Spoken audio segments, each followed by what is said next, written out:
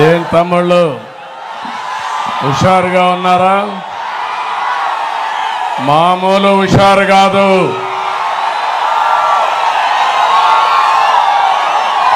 పాయకరావుపేట దద్దరిల్లింది. జన సముద్రం. పక్కన పోతే సముద్రాన్ని చూస్తాం, పాయకరావుపేటకు వస్తే జన సముద్రం. ఎటు చూసినా జనాలే. ఈ పాయకరావుపేటను చూస్తే తాడేపల్లి పిల్లి గుండెలు పగిలిపోతాయి. అవునా కాదా అని మిమ్మల్ని కోరుతున్నా. ఒక పక్క నాకు ప్రాణ సమానమైనటువంటి తెలుగుదేశం పార్టీ కుటుంబ సభ్యులు, ఇంకో పక్క జన సైనికులు, ఇంకో పక్క భారతీయ జనతా పార్టీ నాయకులు కార్యకర్తలు. తమ్ముళ్ళు ముగ్గురు కలిసిన తర్వాత వేరే వాళ్ళకు చోటు ఉందా అని మిమ్మల్ని అడుగుతున్నా. గెలుస్తారా అని మిమ్మల్ని అడుగుతున్నా. అందుకే కొత్త కొత్త డ్రామాలతో ఈ ముఖ్యమంత్రి వస్తున్నాడు. అవి కూడా నేను మాట్లాడతాను. ఈరోజు ఒక పవిత్రమైన రోజు. భారత రాజ్యాంగాన్ని రాసినటువంటి వ్యక్తి నిర్మాత అంబేద్కర్ గారి జయంతి. ఆ రోజున ఒక ఎస్సీ నియోజకవర్గం రావడం నా అదృష్టంగా నేను భావిస్తున్నాను. ఇక్కడ అనిత గారు ఉన్నారు. వారి నాయకత్వంలో ఒకటే హామీ ఇస్తున్నా, అన్ని విధాల అభివృద్ధి చేసే బాధ్యత ఒక పక్క నేను, ఇంకో పక్క కేంద్రానికి సంబంధించిన రమేష్ తీసుకుంటామని మీ అందరికి హామీ ఇస్తున్నా. మొట్టమొదటిసారిగా ఆ మహనీయునికి నివాళులు అర్పిస్తూ ఈ సభను ప్రారంభిస్తున్నాను. అంబేద్కర్ గారు ఆ రోజే ఆలోచించారు. ఒక్క విషయం చెప్పాడు, రాజ్యాంగం ఎంత గొప్పదైనా దాన్ని అమలు చేసేవారు మంచివారు కాకపోతే ఆ రాజ్యాంగం మంచి ఫలితాలు ఇవ్వదని ఆయన ఆ రోజు చెప్పాడంటే జగన్మోహన్ రెడ్డి లాంటి దుర్మార్గుడు వస్తాడని అంబేద్కర్ గారు ఆ రోజే ఆలోచించారు. అవునా కాదా? అందుకే తమ్ముళ్ళు, రాజ్యాంగం మంచిది, అమలు చేసే వ్యక్తే దుర్మార్గుడు. మళ్ళీ ఆ రాజ్యాంగాన్ని అమలు చేసే బాధ్యత మేము తీసుకుంటామని మీ అందరికీ హామీ ఇస్తున్నా. అందుకే ఇప్పుడే అనిత గారు రాజ్యాంగం ఒక కాపీ కూడా నాకు ఇచ్చారు గుర్తు చేయడానికి. ఆయన ఇంకొక మాట చెప్పాడు, మీ చేతికి నేను పదునైన కత్తినివ్వడం లేదు, కానీ ఓటు హక్కు ఇచ్చాను మీ అందరికీ. ఓటు వజ్రాయుధం. ఇప్పుడే మా తమ్ముళ్ళు చెప్పారు, ప్లే కార్డు పట్టుకున్నారు. నా మొదటి ఓటు నీకే సిబిఎన్ అని ఇప్పుడే తీసుకొచ్చారు. శభాష్ తమ్ముళ్ళు, నీ ఓటు కూటమికి వెయ్యండి. మీ భవిష్యత్తుకు గ్యారంటీ మాది. సిద్ధమా యువతుల? సిద్ధమా తమ్ముళ్ళు? నేను ఒక్క విషయం మీకు చెప్పాలి. అంబేద్కర్ గారి సిద్ధాంతంతోనే తెలుగుదేశం పార్టీ పుట్టుక. అందులోనే సామాజిక న్యాయాన్ని పాటించిన పార్టీ తెలుగుదేశం పార్టీ. అంటరానితనాన్ని నిర్మూలించిన పార్టీ తెలుగుదేశం పార్టీ. ఉమ్మడి ఆంధ్రప్రదేశ్ రాష్ట్రంలో జస్టిస్ పొన్నయ్య కమిషన్ వేసి 40 రికమెండేషన్లు ఇస్తే దాన్ని పూర్తిగా అమలు చేసిన పార్టీ తెలుగుదేశం పార్టీ అని చెప్పి తెలియజేస్తున్నా.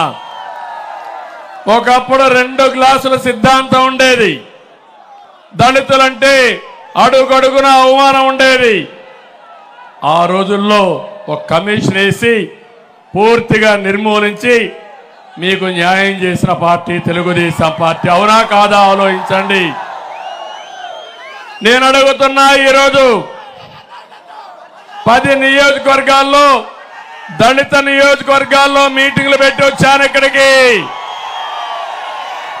ఎక్కడ చూసినా ఇదే స్పందన. అందరూ నిర్ణయం చేసుకున్నారు, రేపు జరిగే ఎన్నికల్లో వైఎస్ఆర్ కాంగ్రెస్ పార్టీని ఏం చేస్తారు తమ్ముళ్ళు? ఏం చేస్తారు? భూస్థాపితం. మళ్ళా పైకి రాకుండా తాపీ మేస్త్రులు మీకు కూడా పనుంది. కాంక్రీట్ వేయాలి. వేస్తారా అని మిమ్మల్ని అడుగుతున్నా. గట్టిగా చప్పట్లు కూడా చెప్పండి, వేస్తామని. దళిత ద్రోహి జగన్మోహన్ రెడ్డి 27 దళిత కార్యక్రమాలని పథకాలని రద్దు చేసిన వ్యక్తి ఈ జగన్మోహన్ రెడ్డి. ఇక్కడే తమ్ముళ్ళు డాక్టర్ సుధాకర్ రావు జ్ఞాపకం ఉన్నాడా మీకు? ఆయన ఆత్మ ఇక్కడే ఉంది. ఒక మంచి డాక్టర్ని ఏమడిగాడు?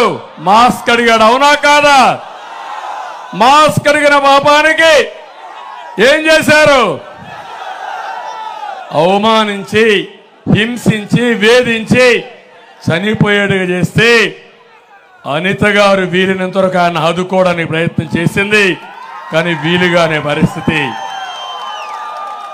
సుధాకర్ రావు, డాక్టర్ సుధాకర్ ఆత్మ శాంతించాలంటే మీరేం చేయాలి? ఏం చేయాలి?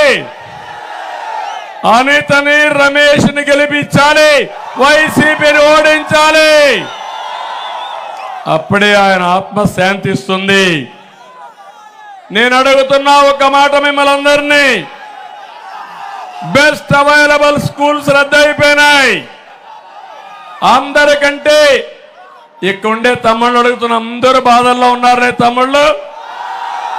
ఏమమ్మా ఆడబిడ్డలు ఇబ్బందులు ఉన్నాయా లేదమ్మా మీకు? ఎవరికైనా లాభం జరిగిందా 5 ఏళ్లలోనే మిమ్మల్ని అడుగుతున్నా? మీ ఆదాయం పెరిగిందా అని అడుగుతున్నా?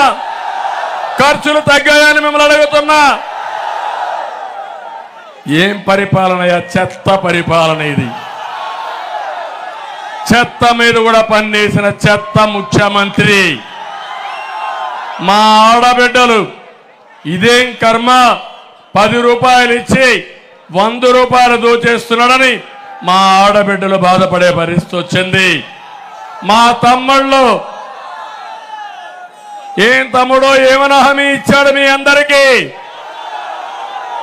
ఉద్యోగాలు ఇస్తాన్నాడా మీకు? డిఎస్సి పెడతాన్నాడా మీకు? మళ్ళీ మీకు జాబు రావాలంటే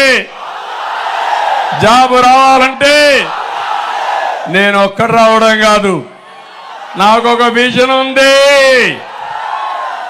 నాకు తోడు పవన్ కళ్యాణ్ ఉన్నాడు. ప్రజలంటే అభిమానం, ఈ రాష్ట్రాన్ని బాగు చేయాలనే తపన.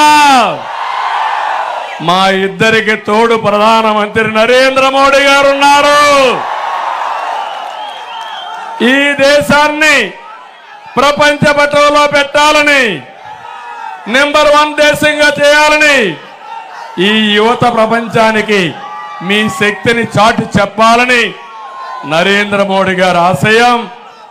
నా అనుభవం అదే మారిగా పవన్ కళ్యాణ్ యొక్క శక్తి అన్ని కూడా బలుపుకొని ఈ రాష్ట్రాన్ని నెంబర్ 1 రాష్ట్రం చేసే బాధ్యత మాదని మీ అందరికీ హామీ ఇస్తున్నా. మళ్ళీ మా యువతకు హామీ ఇస్తున్నా, తమ్ముళ్ళు విజృంభించండి. మీకు జాబ్ ఇచ్చే బాధ్యత మాది, కూటమిని గెలిపించే బాధ్యత మీది. సైకిల్ ఎక్కండి, 3 జెండాలు కట్టండి. తెలుగుదేశం, జనసేన, బీజేపీ. గ్లాస్ చేతిలో పట్టుకోండి, ఎవడైనా అడ్డం వస్తే ఏం చేస్తారు? గాజు గ్లాసుకి పదునెక్కించండి,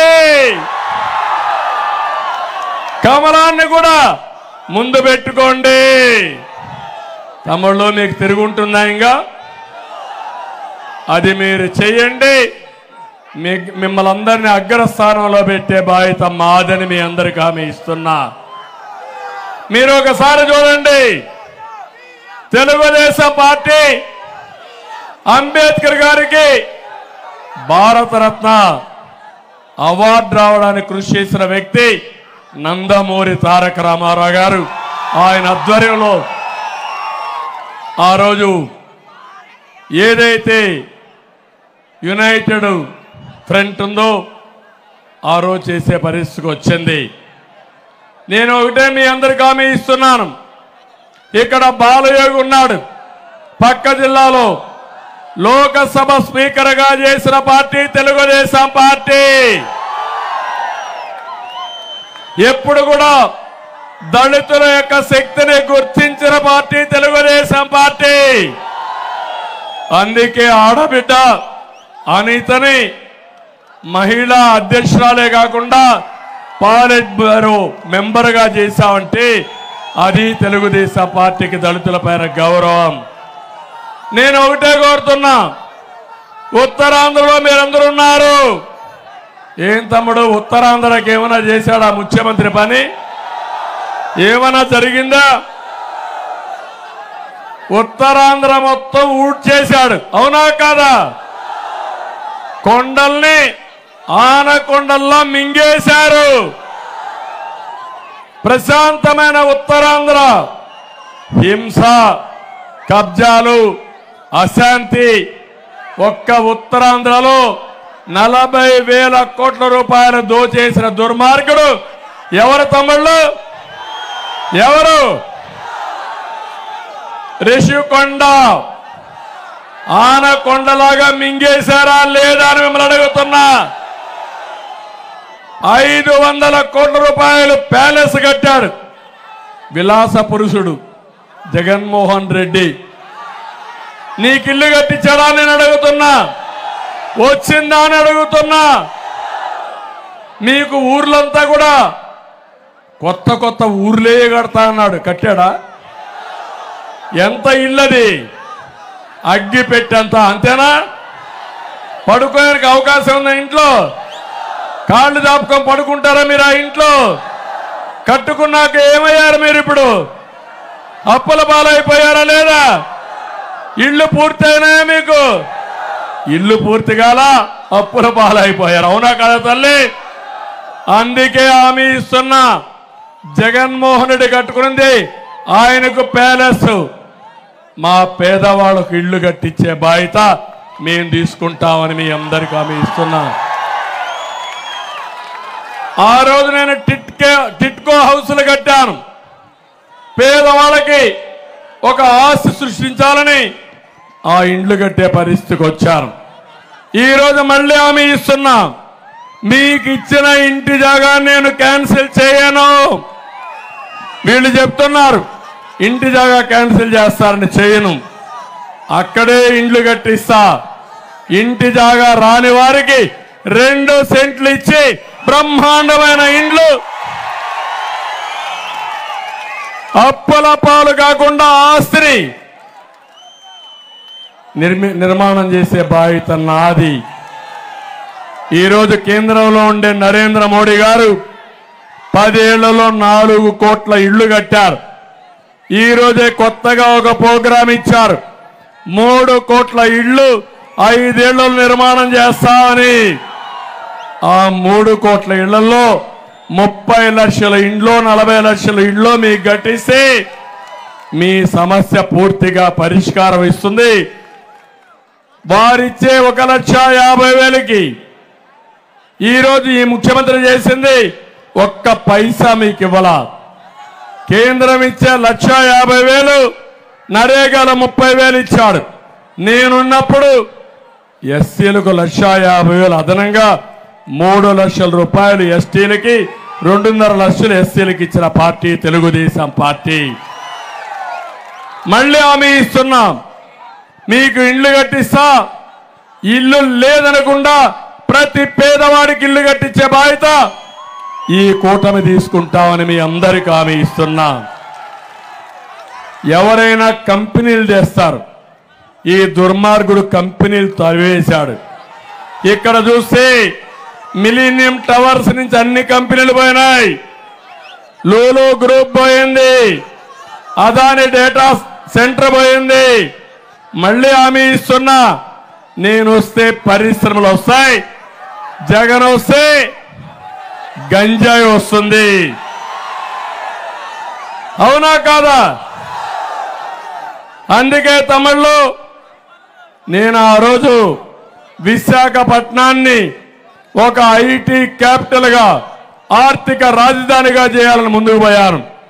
ఇప్పుడు జగన్మోహన్ రెడ్డి గంజాయికి రాజధానిగా, నేరస్తులకు అడ్డాగా తయారు చేసిన. అవునా కాదా అని అడుగుతున్నా. మనం విదేశాల నుంచి పెట్టుబడులు తెచ్చాం. జగన్ విదేశాల నుంచి విశాఖ పోర్టు ద్వారా డ్రగ్స్ తీసుకొచ్చాడు. మొన్నే మీరు చూసారా, 25,000 కేజీలు డ్రగ్స్ ఇక్కడ తీసుకొచ్చాడు. అది తాగితే మీరు ఏమవుతారు తమ్ముళ్ళు అని అడుగుతున్నా. ఇంకో పక్క మీరు ఒకసారి చూస్తే భూ వివాదాలు విపరీతంగా పెరిగిపోయినాయి. మొన్న ఒక ఎంపీ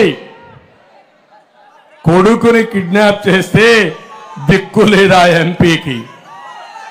అంటే ఈ ప్రాంతంలో లా అండ్ ఆర్డర్ ఉందా తమ్ముళ్ళు అని మిమ్మల్ని అడుగుతున్నా. నేను ఇంకొక విషయం కూడా మిమ్మల్ని అడుగుతున్నా. ఇప్పుడే రమేష్ చెప్పారు, ఈ ప్రభుత్వం వల్ల బాగుపడింది 5 మంది.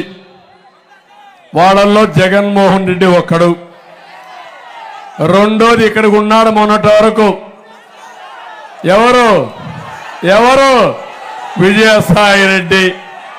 మొత్తం ఊట్ చేశాడు, ఈయన్ని పారిపోయారు. ఇప్పుడు ఎవరు వచ్చారు? మళ్ళీ వాళ్ళ బాబాయ్ సుబ్బారెడ్డి వచ్చాడు.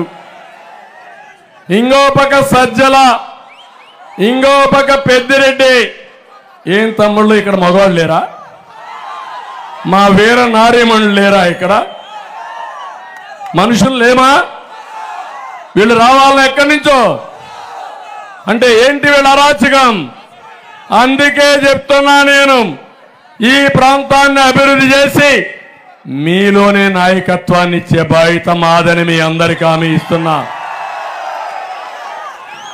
ఇంకో పక్కన మీరు చూస్తే పేదవాడు అంటాడు ఈ ముఖ్యమంత్రి. ఏం తమ్ముళ్ళు కరెంటు ఛార్జీలు పెంచనన్నాడా? ఎన్నిసార్లు పెంచాడు? 9 సార్లు కరెంటు ఛార్జీలు పెంచారా లేదా? ఏం తమ్ముళ్ళు ఏప్రిల్ బిల్లు చూసారా? గుండె ఆగిపోయిందా? మీకు గుండె ధైర్యం ఎక్కువ. ఎంత బిల్లు వేసినా బరాయిస్తున్నారు. ఇంకో పక్క తమ్ముళ్ళు 3 సార్లు ఆర్టీసీ రేట్లు పెంచాడా లేదా? ఇంకో పక్క మా వాళ్ళలో కొంతమంది ఉన్నారు బాబు, మందు బాబులు, శారీరకంగా కష్టపడతారు. సాయంత్రం అయితే ఒక పెగ్గేసుకుంటే కంటి నిండా నిద్రపోవచ్చు అనుకుంటారు.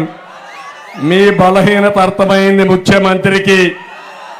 అందుకే నాసిరకం మద్యం తెచ్చాడు, రేట్లు పెంచాడు, జే బ్రాండ్ తెచ్చాడు. 60 రూపాయల మద్యం ఎంత తమ్ముళ్ళు? ఇప్పుడు 200. అవునా కాదా? 140 రూపాయలు ఎవరికి పోతా ఉంది? ఎవరికి పోతా ఉంది? ఎవరికి వాటా? ఈయన పేదవాళ్ళ మనిషి అని అడుగుతున్నా. పేదవాళ్ళ రక్తం తాగే జలగ. అవునా కాదా? అవునంటే చెప్పండి గట్టిగా. అంటే అడిగేవాళ్ళు లేకపోతే ఇష్టానుసారంగా ప్రవర్తిస్తారు. తమలో నేను అడుగుతున్నా, 5 రూపాయలకు భోజనం పెట్టి అన్న క్యాంటీన్ రద్దు చేశాడా లేదా? ఎవడిచ్చాడు ఈ అధికారం? ఈయనకి ఇష్టానుసారంగా చేసే పరిస్థితికి వచ్చారు. పక్కనే వరాహ నది ఉంది. మీ దగ్గర ఇసుక దొరుకుతా ఉందా? దొరుకుతా ఉందని అడుగుతున్నా. ఇప్పుడే భవన నిర్మాణ కార్మికులు వచ్చారు, సార్ మమ్మల్ని కాపాడమని. ఇంకేం కాపాడతాం, మీరు బక్క చిక్కిపోయారు. జగన్మోహన్ రెడ్డి మిమ్మల్ని ఫినిష్ చేశాడు.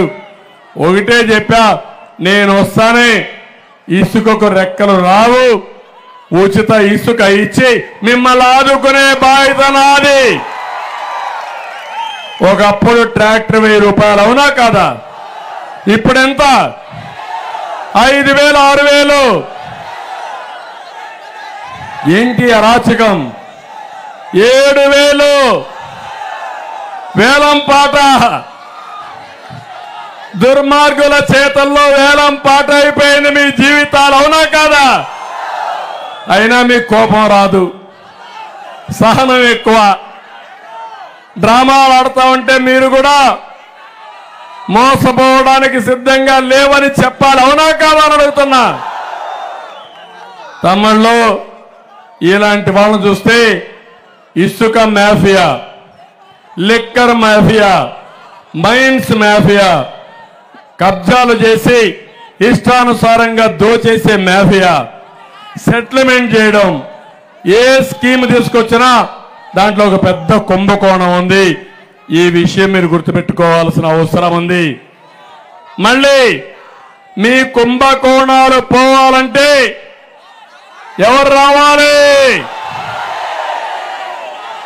నమ్మకం ఉందా మీకు?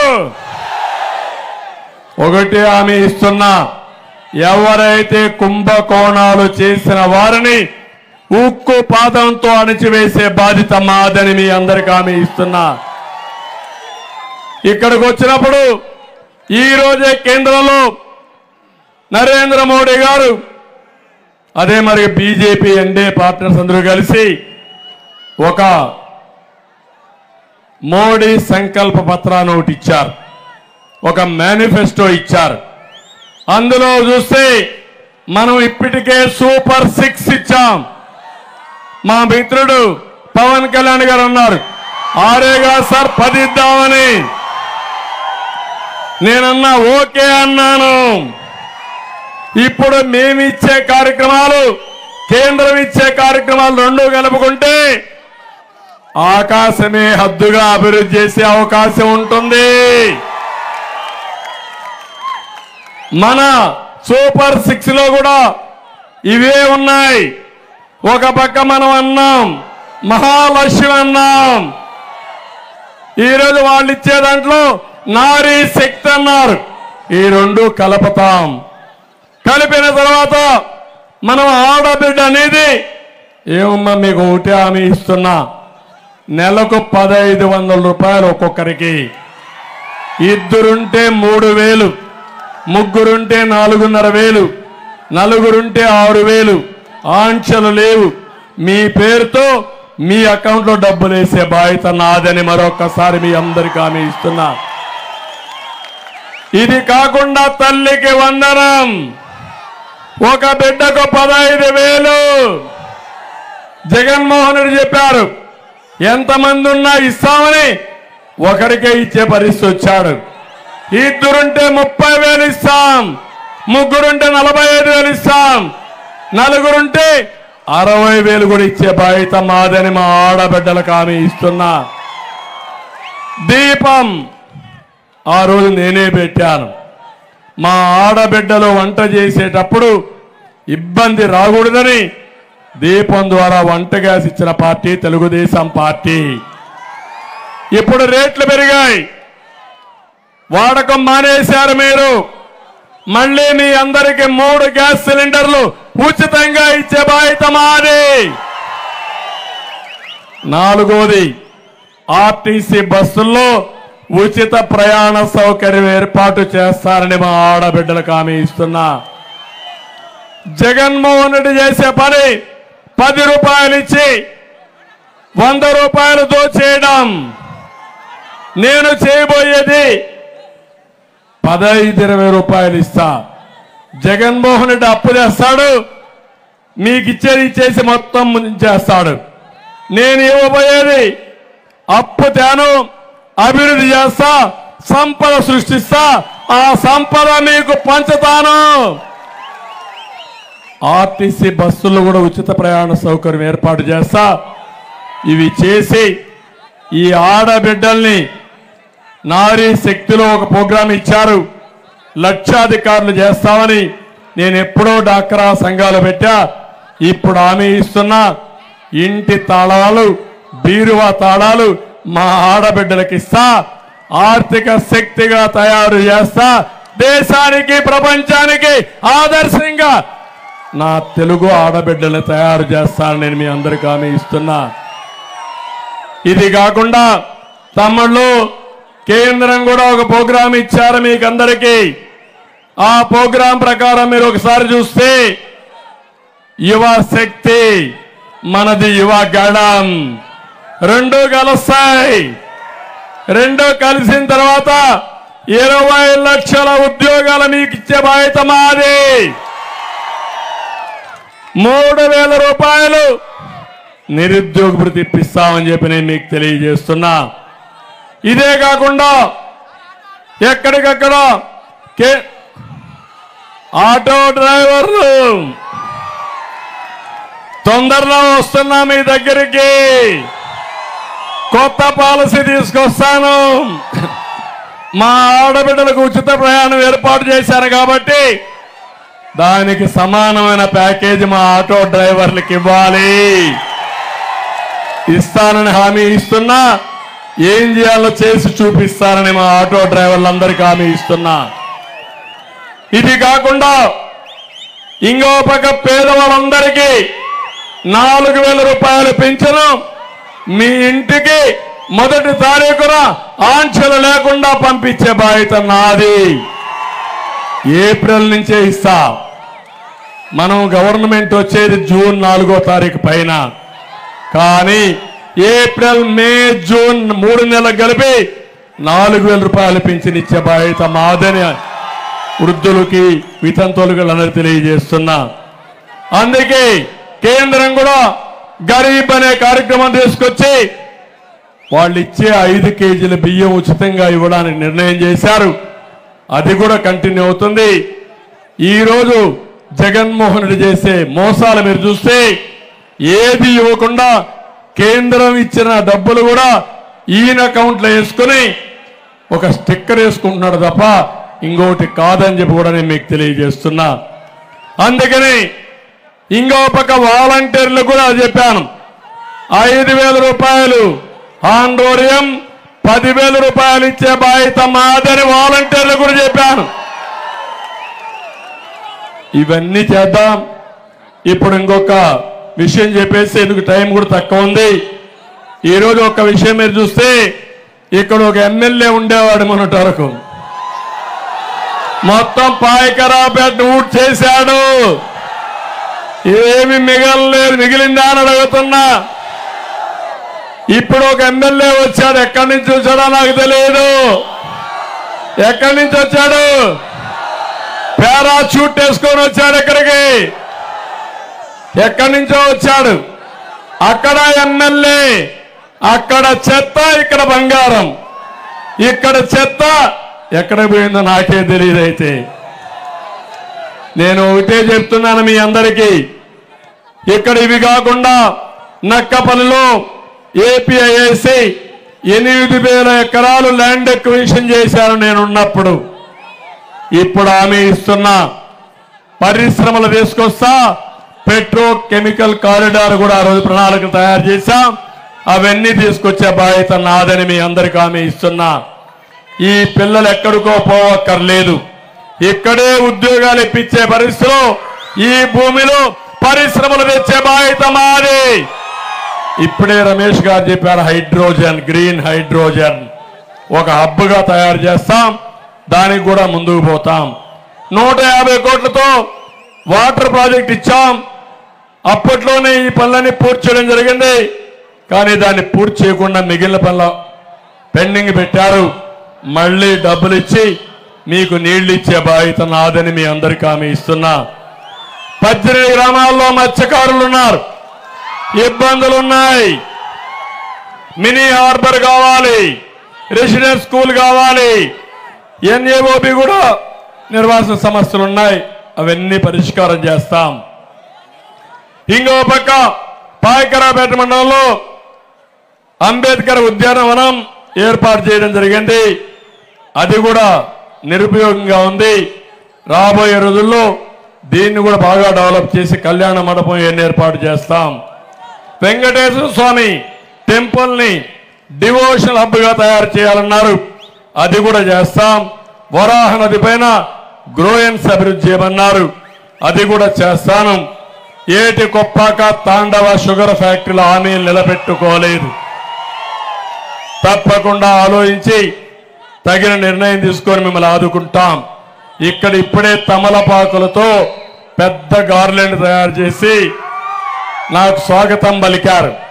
తమలపాకుల పరిశ్రమ అభివృద్ధి చేసే బాధ్యత నేను తీసుకుంటానని చెప్పి కూడా నేను మీకు తెలియజేస్తున్నా. ఇప్పుడు నేను ఒకటే చెప్తున్నా, ఒక సమర్థుడు సీఎం రమేష్, నేను ఎరిగిన వ్యక్తి, బ్రహ్మాండంగా పనిచేస్తాడు. ఢిల్లీ తెలిసిన వ్యక్తి. అవతల వ్యక్తికి ఢిల్లీలో వీధులు చూడాలంటే 5 ఏళ్లు పడుతుంది. రమేష్ కు 12 సంవత్సరాల అనుభవం ఉంది. కేంద్ర నాయకులతో సంబంధం ఉంది. కేంద్ర పార్టీ అభ్యర్థి కూడా రమేష్, ఎన్డీఏ అభ్యర్థి రమేష్. ఏం తమ్ముళ్ళు హుషారుగా ఉన్నారా అని అడుగుతున్నా. రాష్ట్రం కేంద్రం డబుల్ ఇంజిన్ కలిస్తే పవన్ కళ్యాణ్ శక్తి కూడా అందరం కలిసి ముందుకు పోతే, ముగ్గురం కలిసిన తర్వాత ఈ పవరే వేరు తమ్ముళ్ళు అని మిమ్మల్ని అందరికీ విజ్ఞప్తి చేస్తున్నా.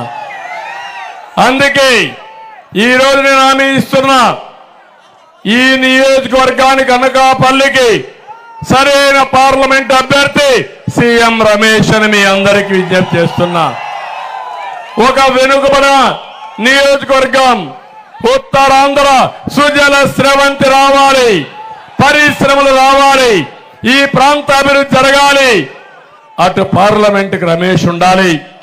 పాయకరావుపేట అసెంబ్లీకి తగిన అభ్యర్థిని అనిత. ఏం తమ్ముళ్ళు అందరినీ కోరుతున్నా, మళ్ళీ ఒకసారి గట్టిగా చప్పట్లు కొట్టి మేము ఆశీర్వదిస్తాం.